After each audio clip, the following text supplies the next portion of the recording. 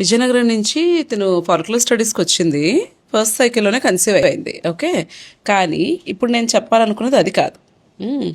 అస్సలు కన్సీవ్ అవ్వను అని ఎందుకు అనుకున్నావు నువ్వు? అంటే నేను హాస్పిటల్ తిరిగి ఒక ట్యూబ్ బ్లాక్ వల్ల అవ్వనేమో అనే భ్రమలో నేను అనుకున్నాను, కానీ అలా కాదు. ఇక్కడికి వచ్చిన తర్వాత నాకు పాజిటివ్ వచ్చింది. అది కూడా 1 monthలో. 3.5 years అయిందా మ్యారేజ్ అయ్యి? యూఆర్ జస్ట్ 22 కదా. లాప్రోస్కోపీ చేశారు నీకు వేరే దగ్గర. సో ఒకవైపు ట్యూబ్ ఓపెన్ ఉంది, ఒకవైపు బ్లాక్ ఉంది అని ఇచ్చారు. చిన్న పీసీఓడి ఇష్యూ ఉంది, హస్బెండ్కి కొంచెం షుగర్స్ ఉన్నాయి. What ever it is, tubes రెండు బ్లాక్ ఉంటే కన్సీవ్ అవటం న్యాచురల్గా కష్టం. ఓకే, బట్ ఒక ట్యూబ్ బ్లాక్ ఉండి ఒక ట్యూబ్ ఓపెన్ అయినా సరే చక్కగా కన్సీవ్ అవుతారు. అవునా? బట్ నువ్వు దాన్ని అంత నెగిటివ్గా ఎందుకు తీసుకున్నావు? అసలు కన్సీవ్ అవ్వను అనుకోవడం చాలా పెద్ద స్టేట్మెంట్ కదా. వై?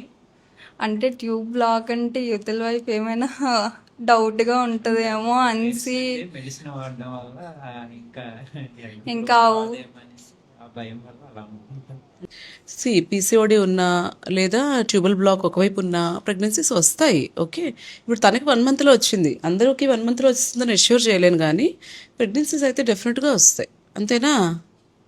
కరెక్టేనా?